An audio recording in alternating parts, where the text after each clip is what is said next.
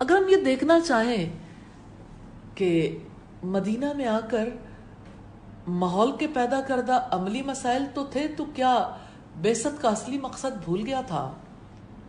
تو ایسا نہیں تھا۔ آپ نے اپنے سامنے بنیادی اصول یہ رکھا تھا کہ ایسے طریقے اختیار کیے جائیں جن سے لوگوں کے دل اسلام کے لیے نرم ہو جائیں اور وہ جنگ کے بغیر اسلامی مقاصد تک پہنچنا ممکن ہو جائے۔ یہی وہ بات ہے جو آپ نے یوں بیان فرمائی، نصرت بالرعب علی مسیرۃ شہر، 1 مہینہ تک کی مسافت کے روب سے میری مدد کی گئی ہے۔ اس عمل کے 2 خاص پہلو تھے، ایک جس کا تذکرہ سورہ انفال میں ہے، یعنی ایسی چیزوں کا حصول، ایسی قوت جس کی وجہ سے دشمنوں کو ڈرایا جا سکے، آیت نمبر 60 میں ہے، اور سورۃ توبہ کی آیت نمبر 60 میں تالیف قلب ہے۔ تالیف قلب کے تحت آپ نے لوگوں کو بہت مال دیا، تاریخ میں اس کی کوئی مثال نہیں ملتی۔ صفوان بن امیہ مکہ کے سردار تھے، بھاگ کر ایک گھاٹی میں چھپ گئے۔ آپ نے انہیں امان دے کر بلایا۔ حوازن کی فتح کے بعد آپ جارانہ کے مقام پر مال غنیمت کی دیکھ بھال کر رہے تھے۔ اس وقت صفوان بن امیہ بھی آپ کے ساتھ تھے، ابھی حالت کفر میں تھے۔ وہ ایک گھاٹی پر پہنچے، بکریوں اور اونٹوں سے بھری ہوئی تھی۔ وہ حیرت کے ساتھ مسلسل اس کو دیکھتے رہے۔ آپ نے ان کو ایسے دیکھا تو پوچھا، ابو وہب، کیا یہ مال سے بھری ہوئی گھاٹی تمہیں پسند ہے؟ صفوان نے کہا ہاں۔ آپ نے فرمایا ہو لک وما فیہ، وہ اور اس میں جو کچھ ہے سب تمہارا ہے۔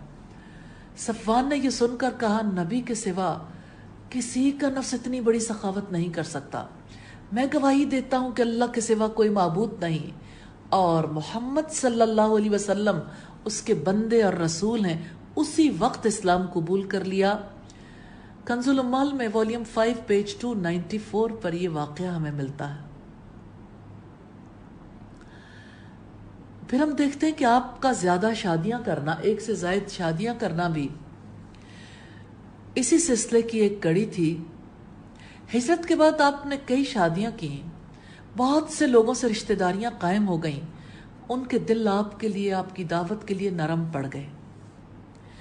پہلی شادی کے علاوہ جو آپ نے تقریباً 2 گنا عمر کی بیوہ سے کی تھی، دوسری شادیاں ازدواجی تقاضے کے تحت وقوع میں نہیں آئیں، دعوتی اور سیاسی فائدے حاصل کرنے مطلوب تھے۔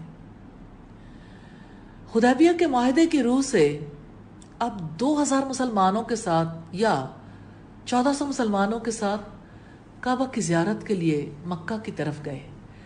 3 روزہ قیام کے دوران آپ نے سیدہ میمونہ بنت حارث سے نکاح کیا جو بیوہ ہو گئی تھی۔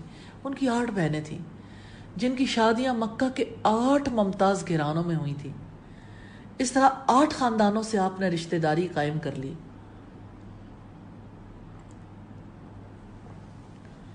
اور خالد بن ولید بھی میمونہ کے بھتیجے تھے، انہوں نے ان کو اپنے بچے کی طرح پالا تھا۔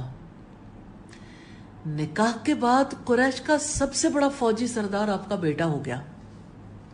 اس کے بعد پھر خالد بن ولید مسلمانوں کے خلاف کسی مارکے میں نہیں نکلے، مسلمان ہو گئے۔ پھر ہم دیکھتے ہیں کہ اس تقریب سے آپ نے مکہ والوں کی دعوت ولیمہ کا بھی انتظام کیا تھا، مگر مکہ والوں نے کہا معاہدے کے مطابق صرف 3 روز ٹھہر سکتے ہیں، یہ مدت پوری ہو چکی، لہٰذا آپ مکہ والوں کو ولیمہ نہ کھلا سکے، جو در حقیقت تالیف قلب کے لیے بہت اہمیت رکھتا تھا۔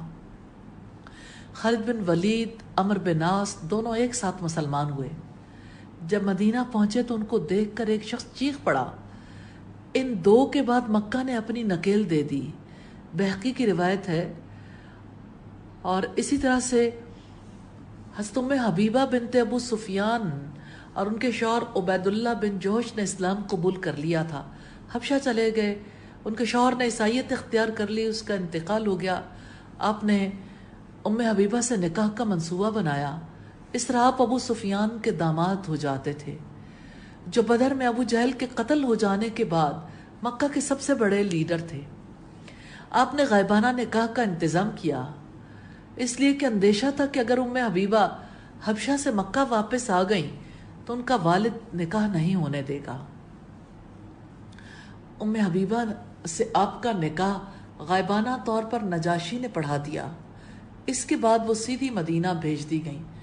تاریخ بتاتی کہ اس کے بعد ابو سفیان کی مخالفت کمزور پڑ گئی، یہاں تک کہ فتح مکہ سے ایک دن پہلے انہوں نے اسلام قبول کر لیا۔ اس حکمت کا دوسرا پہلو وہ ہے جسے قرآن حکیم میں ارہاب کی پالیسی کہتے ہیں، یعنی طاقت کے استعمال کی بجائے طاقت کے مظاہرے کے ذریعے اپنا مقصد حاصل کرنے کی کوشش کرنا۔